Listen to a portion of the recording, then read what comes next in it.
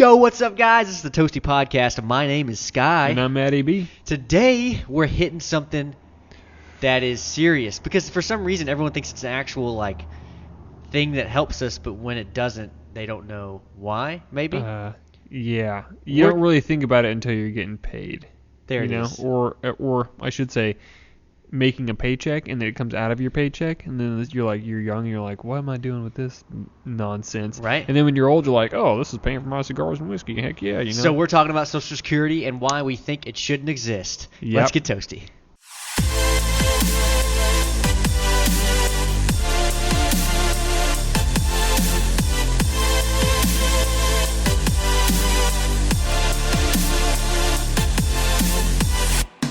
Dude, so I have a few things up, and the first thing I want to do is basically go give people a rundown. And this is directly off of Social Security Association.gov. Okay, Social Security, a simple concept. Social Security reaches almost every family and at some point touches the lives of nearly all Americans. It helps older Americans, workers who become disabled, and families in which a spouse or parent dies. As of June 2020, about 180 million use this. Now, what it does is it pays you, but it's an amount that you put in every paycheck. It's a tax. And at the end of that, they're able to pay you back in a way. The problem that has happened is that from 1935 or whenever it was introduced to now, a lot of things have changed, obviously. So in 1935, it was hard to enter the stock market. People couldn't enter the stock market. Yeah, now, exactly. It's easy. Everybody it's beyond can be easy. You can buy a piece of a share of a stock. So now people are starting to compare their retirement and their stocks to Social Security, and they're like, what the heck? Because they can easily get an average of 5% return throughout their 30 years of working, 40 years of working, and end up with millions. Meanwhile, Social Security, you put in $400,000, $600,000 or whatever, and you might get that back. You may not get all of it back. Yeah, but it doesn't become insolvent by the time you retire. Right. Opt into it. It's funny because the same site says Social Security was never meant to be the only source of income for people when they retire. Social Security replaces a percentage of a worker's pre-retirement income based on the lifetime of earnings. The difference in Social Security, though, that for us is because one of the biggest things is that it favors the low income. It seems like. It's progressive. It is progressive. And obviously, if you don't make a lot of money, you still get a good amount of Social Security. But if you make a lot of money, you don't get a lot of Social Security, right? Because that's just the way they do it. I guess they bring it. I don't know. I mean, it's whatever, it's just a redistribution of wealth, is all it is. Right, and the full retirement age for them is 62. Now, speaking of that, I actually did my own calculation, and you can do this on SSA.gov, and it's a benefit calculator, basically, right? What you're doing is you're putting in your current earnings for the year, so what you earned, which is actually low for me compared to what I normally make, and it calculates from there. What I asked it to do, though, you can select today's dollars or inflation dollars. Yeah, isn't that crazy? Yeah. I did inflation dollars. Now check this out. Well, who knows what inflation is going to be 30 years from now, you know? Apparently they know. Yeah, I'm sure. So my current earnings was like 46,000 something for this last year, and I used that. So then I did benefit of future dollars. Now my retirement month is June of 2050. When it's supposed to be June of 2050 or 2056 is my actual. So they did 2056. They ignored my request, I guess, because it says your estimated monthly benefit amount beginning at the age of 62 and 1 month in 2056 is $4,192 a month for your estimate. We assumed future increases in price and earnings. Are they crazy? Because look at this. The unadjusted total monthly is $1,680. Where the heck did inflation bring my amount $3,000 ahead? That's insane. Well, it's dude. also attributing for future earnings. It says. So family. They're assuming you're going to be my whole making thing, six right? figures That's crazy, dude. down the line. And then it says survivors. Your child would get $1,200. Your spouse caring for the child $1,200. Your spouse at normal retirement age gets $1,700. So your family maximum is $3,100 a month if I die. You know, this whole thing is crazy. So when my dad died, I actually got Social Security until I was 18. It was like, as soon as you're 18, obviously, you're not a child anymore, I guess. No, it was 16. Because we were freaking out about it. We were like, why does 16 shouldn't be the age, and it is. Yeah. Yeah, 16 was the age. That I makes don't know. no My sense. mom. Yeah, I don't know. It was weird. It's a weird time. Weird time indeed. Now we can get to the juice of the podcast. Okay. Why are we going, or should we go and get rid of this? So, I mean, obviously, it's very simple. It boils down to it's taking in less and less money and having to pay out more and more and more. Okay, our national debt right now is over $20 trillion in outstanding debt. If we tack on unfunded liabilities of Medicare and Social Security, it's closer to $90 to $100 trillion in national debt. 80 trillion more.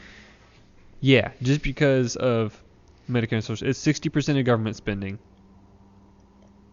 Let me think about that. We spend what, $13 trillion a year or something like that. We have a $1 trillion deficit. Well, not in 2020. We have like an $8 trillion deficit in 2020 because of all this COVID stimulus. Yeah, but no, for sure. Which is, of course, also going to drive up inflation, which the Social Security Administration is going to have to make up for because they've promised all these baby boomers all of this money, and we're not paying as much into it. Our generation is not paying it because when it comes to Social Security, because people have that safety net, they're having less kids, they're retiring earlier, and they're not saving. So those three factors, even if it's just like this group over here is not saving as much, this group over here is not having as many kids, this group over here is retiring earlier, but that combination is terrible for the economy. If people retire at 62, that's pretty early, really, when you think about it. Both my parents are still working. They're both 61. They have no plans to retire until at least 65. My granddad worked until he was 74, doing heart surgeries, believe it or not. I was listening to Ben Shapiro, and he actually made a good point that is retiring even good for you? And I argue that it's absolutely not good for you. It's bad for you because okay, not working at all. There we go. I was going to say, you have to specify. Yeah. Because the thing is that a 30-year-old retiring is not retiring. Yeah, exactly. If He's you got a great turning his- hobby, yeah. or if you have your own business, or if you were traveling a whole lot, that's not a sedentary lifestyle. But if you're sitting there, watching Murder, She Wrote all day and just chilling, eating bonbons, Right. That sucks. nothing. That's not good for you. You're gonna die earlier. And that's why, see, when you say retirement should be older, I disagree because of that. So the older I get, the more likelihood of me eating bonbons and watching Murder, She Wrote, right? Yeah. So retiring early is definitely a goal of mine. And it doesn't mean that I'm retiring and getting rid of. It means that I could be doing a podcast daily. Like, it means that I could be doing this crap and making money, but I'm not working. But And so that's amazing to me. yeah, okay. You don't see it as work, but it's It still still doing work. something It's still productive, work. and you're still making an I'm income. still offering a service and getting income. Exactly. Yeah, I know, I am. I agree So, with yeah. that. But people see it differently. And so I see it like retiring from BMW of Arlington just happened to me. Uh-huh. And now I'm on to my new thing and I own a business or whatever, right? I don't know. It's interesting. And I agree with you, like, yeah, maybe people shouldn't do that because they shouldn't. It's unhealthy. It's unhealthy for all Americans. And here we are paying for that. Yeah. We're paying for the guy eating bonbons watching Murder, She Wrote. Yeah. Just like we're paying for the people that don't want to go out and work. It's annoying. And the more we talk about this stuff, the more I keep saying I think the whole government needs a complete overhaul. Yeah. Because all of these programs were put in place when? The 30s and 40s? 30s, 40s, 50s. Well, no. Okay, hold on. Let's back up just a little bit because Okay. it really was started in the 30s under FDR because to combat the Great Depression. Right, and he had to do it, and I'm not saying he shouldn't have. I disagree completely. You disagree completely? 100%. Well, he should have at least put timelines on it, even if he had to do it. We always talk about that. Why? Yeah, Why yeah. didn't he Well, the thing is, a lot of times they did put expiration dates, and Congress just renew. Look at the Bush tax cuts. George W. Bush cut taxes back in like 2003 because of the .com bubble crash. People need a little bit of a tax break, corporations especially. Yeah. And they're still in effect. They're still going on right now. President Obama extended them. President Trump extended them. And they're still... Tax cuts. Just keep going. Yeah. But when it comes to Social Security and socialist services that the government provides like that, it did start under FDR largely, but really the very, very beginning of socialism in this country, and it's kind of hard to argue that it is actual socialism. It's more of like I really don't know a term for it. I would call it like American social programs, and it really started under President Grant, Ulysses S. Grant, because of Reconstruction. Andrew Johnson was the president before him, succeeded Lincoln after the assassination, and he was Southern sympathizer from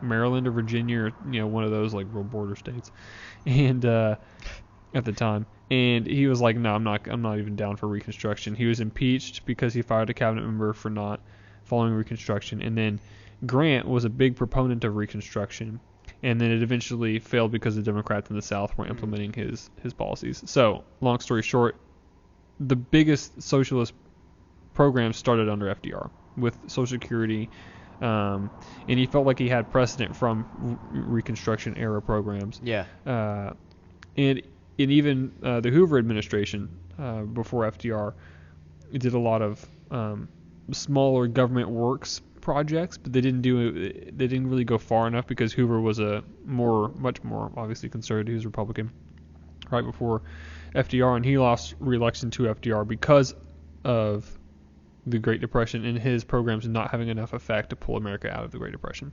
So FDR implements stuff like Social Security, and then in the 60s, Lyndon Johnson added Medicare for the elderly, essentially paying for all their health care, or at least providing a cheap insurance alternative for people that aren't working, because employers provided healthcare insurance even back then. So yeah, always. But really, it's Democrats with Democratic supermajorities. That's typically when they really push those socialist programs like Social Security and Medicaid. The Democrats had a supermajority from like the early 60s to the late 70s. They had except for a brief period where Nixon was president. Wow, dude. Yeah, they had 20 years. Yeah, they had a long time to get stuff done. Holy crap. So that's when you see all of these expansions in Social Security and amendments to the Social Security Act. So. Well, let's backtrack a little for a second. Uh-huh. Just to make people clear, just real quick, the audience, Social Security is the second biggest thing we supply tax to, or we supply money to. It's 6.2% of your paycheck. Now, if you didn't know, your employer is also paying your Social Security. He's paying another 6.2%, total of 12.4%. So if you're self-employed, you pay the total of 12.4%. That sucks. The good news is there's a deduction on your taxes for that. So you'll end up paying 6.2% again. Makes zero sense to me why they do that. It's literally like a loophole. And the rate, not just the amount, but the rate has been going up consistently since 1937. And you have to imagine, like, what is even the rate of return these people get on this trust fund? Social Security goes into a trust fund, and it's called the OASDI. You want to spout off what that is? Because I can't remember. It is I know what it stands for. Hold on. I got it right here. The Old Age Survivors and Disability Insurance And program. that is the trust fund they use in order to make returns. It's funny to me because I don't think it makes, 2%? Hold on. What's that? How much does it make? I'm trying to look at the return for this thing, and I can't remember. You're giving 6.2% of your paycheck, but then what is it? You know what the OASDI, you said it was 12.4%. So it's been 12.4% since 1990. Yeah. You know how much it was in its inception in 1937? 2%. 2% is all of the tax they taxed you out of your paycheck. And percentages, percentages do not change. Like it just because it went up That's is the not rate. because of inflation. It has nothing to do with it. It's still No. a percentage of your amount of paycheck. Yeah. You got to understand that. It's 2% rate Yes. of your paycheck versus 12.4% of your paycheck. And then the Medicare tax rate has gone. Medicare was established in 1966, or at least they started taxing in 1966, at 0.7%, Yeah. and now it's 2.9%. Because there's less and less people paying for it, so they need a higher chunk of your paycheck. Mm-hmm. And what's going to happen when all of the baby boomers that only had 1, 2, maybe 3 kids have to have their stuff paid for Right. by us and by The kids are gonna our pay. The kids kids. are gonna take care of it, and and that's they're my going to get thing. taxed Is like, even dude. more. So what about privatizing it? You want to abolish it? I understand that, but there's another idea that people have talked about, and that would be literally moving some of it to privatization and giving you a choice. So like Ron Paul was talking about giving you a choice for Social Security, but let's say 1.5% is Social Security, and the other 5%, let's just say it's 5%. So would hold go on. to Let me pause your you right own- there real quick. So Ron Paul just real quick said, and when he ran for president in 2012, that he would leave leave Social Security. If you're under 25, you could opt into Social Security or opt out of it. If you're under 25. If you're under 25. Now, what is that? I wonder if that means you opt in and you're screwed for life, or if you like. Or if you can opt out at change. any time and just Every cash tax out. season you can cash out. Like that'd be interesting to me. And you know how you can give extra tax season? You know that the IRS lets you like say I want on your W-4 or whatever it is, you say $5 extra a paycheck, and they just put $5 aside for you. I don't trust it, unfortunately, because I know our government. Of course. Of course, they'll give it right? back I don't to do you. any calculations or whatever, so maybe they actually do, right? I haven't actually researched that, so don't hold me accountable for that. But that is like what he's trying to do, in my opinion. If you don't, so you got to think about if you don't give away 6.2% of your paycheck. Like they say to give 8% to 10% on your retirement, sometimes 15% if you're like behind. Mm-hmm. That's a lot of money, guys, and I don't think anyone fully is aware here of what's going on. Sadly, I may be a jerk for saying we should not be taking care of the older generation like that. No. I should not be taking care of your grandma, and you should not be taking care of my grandma. We Correct. should be taking care of Our our own own grandmas, and grandmas. they should take care of their own self. Do you know how the billionaires and even the millionaires get rich? They take care of their own money, and it goes where they want it to go. That means their retirement and their everything else. Did you know as a business owner, I don't have to give all this stuff. I can deduct everything I can. That way I'm not giving taxes. Because you might ask, how does Amazon get away with not putting in Social Security? Right? Because it's a tax for everything, even LLCs, even businesses. I don't know about like S-corps, like corporations, so it might be a little bit different. But if they're not giving a tax, it means they're spending all of their money. Lucky for them, investments count. Does that make sense? So if you guys out there in the audience put all you can into investing, you might actually win as far as not having to pay that Social Security. I don't know how that would work as far. You'd have to have an LLC. You'd have to have a business. Right. But beyond that, you can do that. You can pull that off. Hmm. A lot of loopholes. And that's the reason that the rich will stay rich. I still don't think Social Security should be a thing. No, of course not. No. I mean, the return on private investment is way better. Now, my stick about privatizing, quote unquote, Social Security is what part are you going to privatize, and who's going to be in charge of the quote unquote public's money? You see what I'm saying? Like if they were just if the Social Security Administration was just like, you know what, we suck at doing this, which obviously they do because of the government and they can't get jobs in the private sector. That's why they work for the government.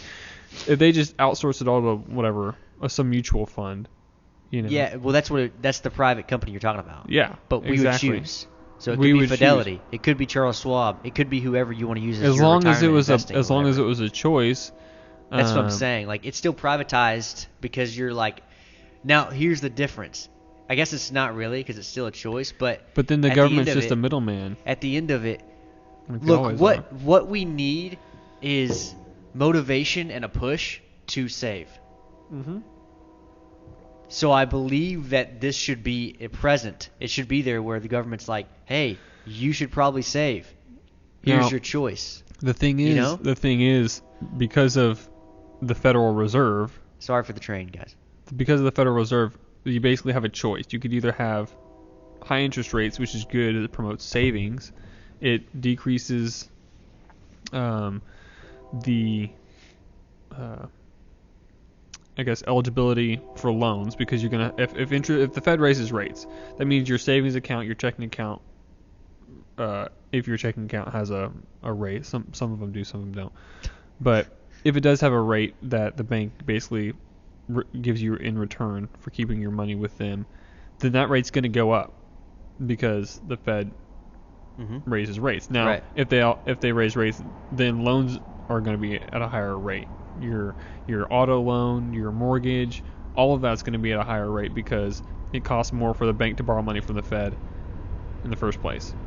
So it's a trade-off. Like, you can either save more and get less loans, or you can have more loans and less savings. And of course, the policy of the Fed for the last 25 years has been less savings, more loan.